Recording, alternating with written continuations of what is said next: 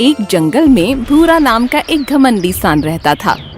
उसे अपनी शक्ति पर इतना घमंड था कि वो अपने आप को जंगल का राजा समझने लगा था।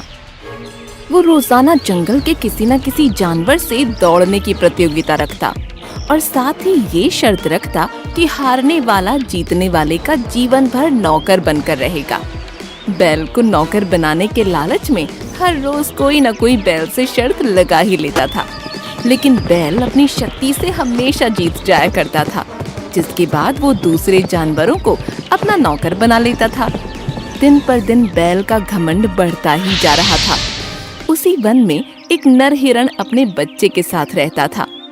नर हिरण की पत्नी बच्चे को जन्म देते वक्त ही गुजर गई थी, इसीलिए छोटे हिरण को नर हिरण ने अकेले ही पाला पोसा था।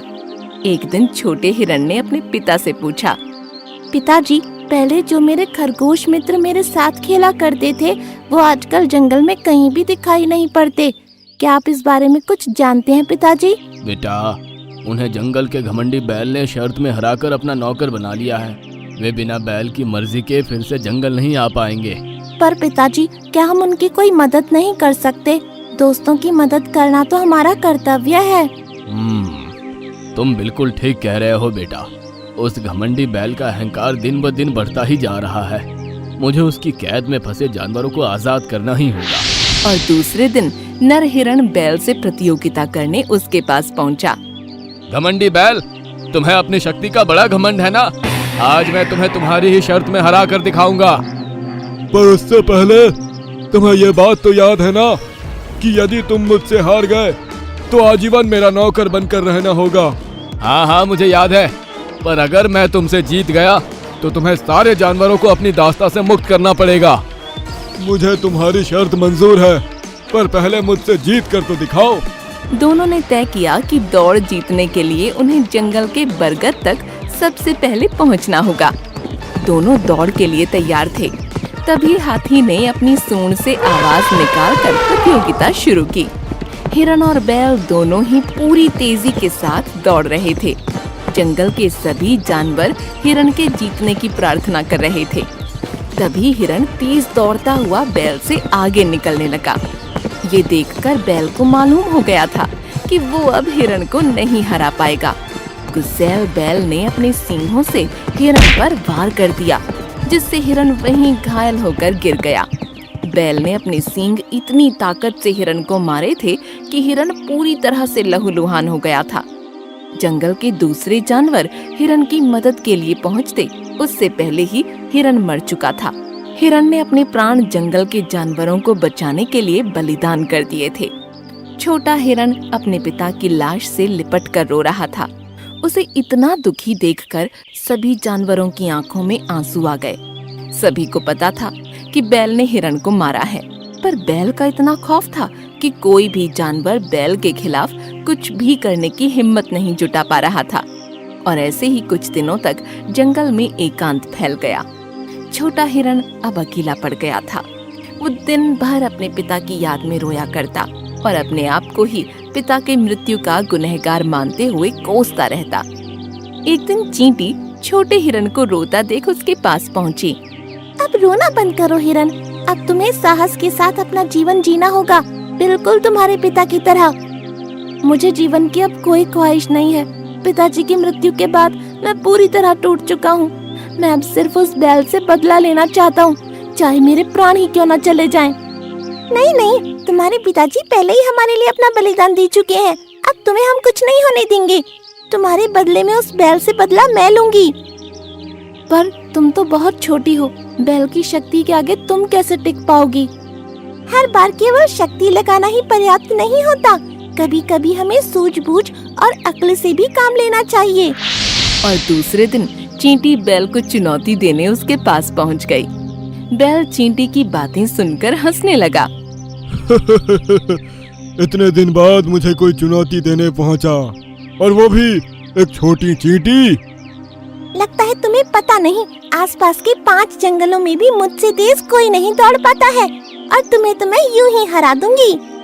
बैल चींटी का आत्मविश्वास देखकर सोच में पड़ गया और मन ही मन सोचने लगा कि अगर ये चींटी सचमुच मुझसे तेज हुई तो मैं इसे अपने पैरों से कुचल कर मार दूंगा।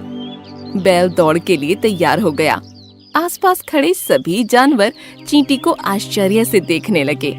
वो भगवान से यही उम्मीद कर रहे थे कि किसी तरह चींटी की जान बच जाए। चींटी पूरे आत्मविश्वास के साथ एक पत्ते पर खड़ी थी। सभी जानवरों के लिए ये बहुत अजीब था कि तभी हाथी ने अपनी सूंड उठाई और आवाज निकालकर दौड़ शुरू की। हाथी की फूंक के कारण पत्ती पर बैठी चींटी पत्ती के साथ बड़ी तेजी से हवा में उड़ गई और दौड़ के आखिरी छोर तक जा पहुंची। बैल को इसका अंदाजा भी नहीं था कि चींटी दौड़ जीत चुकी है। वो लगातार भाग रहा था और उसे ऐसा लग रहा था कि वो चींटी को पीछे छोड़ चुका है। जब वो आखिरी छोर तक आया तब उसे मालूम हुआ कि चींटी तो दौड़ जीत चुकी है। वो अपनी हार बर्दाश्त न कर सका और चींटी की तरफ उसे कुचलने दौड़ पड़ा। लेकिन चींटी बैल के कदमों की हवा के कारण वहां से उड़ निकली और बैल के सींग पेड़ में फंस गए। बैल उन्हें निकालने की कोशिश में वहीं तड़पते हुए मर गया और इसी के साथ छोटे हिरण का बदला भी पूरा हुआ। एक घने जंगल में एक हाथी रहता था। वह स्वभाव से गर्विष्ठ और क्रूर निर्दयी था। वह जंगल में घूमता, इधर उधर जाता और साथ में पेड़ और उसकी शाखाएं तोड़ डालता। जो पक्षी उन पेड़ पर रहते वे उस हाथी से बहुत डरते थे। जब हाथी उन पेड़ों को उखाड़ कर फेंकता या शाखाओं को सूंड से तोड़ता तो उन शाखाओं पर रहने वाले पंछियों के घोंसले जमीन पर गिरकर टूट जाते। बेचारे पंछी उसका कुछ नहीं कर पाते। जंगल में हाथी ने चौतरफा तबाही मचा दी थी। इतना ही नहीं, शेर और बाघ भी उससे दूर ही रहते थे। जंगल के सभी जानवर उस हाथी से परेशान हो गए थे, लेकिन चाहकर भी वे कुछ नहीं कर पा रहे थे। उसी जंगल में एक चतुर खरगोश भी रहता था। उस खरगोश को उस हाथी के बारे में सब कुछ पता था। खरगोश ने उस हाथी को सबक सिखाने की ठान ली और उसने जंगली जानवरों की एक सभा बुलाई और कहा, इस दुष्ट हाथी का अब कुछ करना होगा। इसने इस जंगल के सभी प्राणियों को परेशान कर रखा है। अब मुझे इसका कुछ करना होगा। ऐसा कहकर खरगोश वहाँ से चला जाता है। एक दिन खरगोश उस हाथी के पास जाता है और उससे कहता है, महाराज, आपसे कुछ जरूरी वार्तालाप करना है क्योंकि ये हमारे जीने और मरने का प्रश्न है। हाथी ये सुनकर गुस्से से बोला, तुम कौन हो और यहाँ क्यों आए हो? भाग जाओ यहाँ से, वरना जान से हाथ धो बैठोगे। महाराज, तनिक सुन तो लीजिए। मैं जंगल के सभी प्राणियों का प्रतिनिधि बनकर आपके पास आया हूँ। हम सभी जानवर चाहते हैं कि आप हमारे महाराज बन जाओ और इस जंगल पर राज करो। कृपया मेरा प्रस्ताव स्वीकार कर लो और हमें आपकी सेवा करने का मौका प्रदान कर दो। खरगोश ने बड़े मीठे बोलों में कहा। हाथी ये सुनकर बहुत खुश हो गया और बड़े गर्व से उसने अपनी सूंड को उठाकर खरगोश की तरफ देखा। खरगोश आगे बोला, मैं यहाँ आपको लेने के लिए आया हूँ। आप मेरे साथ चलिए। आपका राज्याभिषेक समारोह जंगल के बीचों बीच रखा है। वहाँ सभी जानवर आपका बेसब्री से इंतजार कर रहे हैं। अपने होने वाले नए महाराज का इंतजार कर रहे हैं। ये सुनकर हाथी बहुत खुश हो गया। उसका हमेशा से सपना था कि वो एक दिन इस जंगल का महाराज बने। उसने सोचा कि राज्याभिषेक समारोह उसके लिए गर्व की बात है, इसलिए वह उस खरगोश के साथ चलने के लिए तैयार हो गया। चलिए महाराज, आपका सभी प्राणी वहाँ इंतजार कर रहे हैं। मेरे पीछे पीछे आ जाइए। खरगोश बोला। वे दोनों जंगल के रास्ते चलने लगे। आगे आगे खरगोश और पीछे पीछे हाथी। चलते चलते वे दोनों जंगल के एक तालाब के पास आ गए। उस तालाब का परिसर पूरी तरह दलदल से भरा था। खरगोश का वजन कम था, इसलिए उसे उस दलदल से चलने में ज्यादा परेशानी नहीं हुई। हाथी भी उसी दलदल से आगे बढ़ने लगा, पर हाथी का वजन ज्यादा होने के कारण वह उस दलदल में और फंसता गया। जितना वह उस दलदल से निकलने की कोशिश करता, उतना ही वो उस दलदल में फंसता जा रहा था। वह घबरा गया और खरगोश से बोला, मित्र मित्र मेरी मदद करो, मैं इस दलदल में फंसता जा रहा हूँ। अब मेरे राज्य अभिषेक समारोह का क्या होगा? तुम्हारे सभी साथियों को यहाँ बुलाओ, मुझे इस दलदल से निकालने के लिए।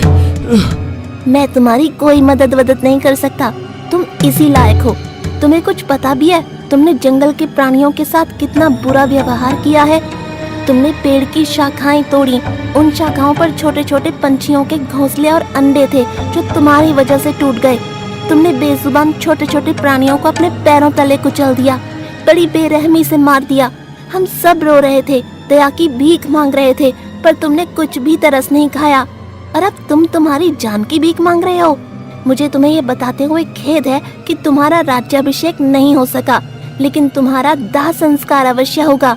अलविदा। ऐसा कहकर खरगोश वहां से चला गया और इधर हाथी धीरे धीरे उस दलदल में और फंसता गया और उसकी मौत हो गई। तो दोस्तों, इस कहानी से हमें ये पता चलता है कि अत्याचारी को भी अपनी कयामत भोगनी पड़ती है।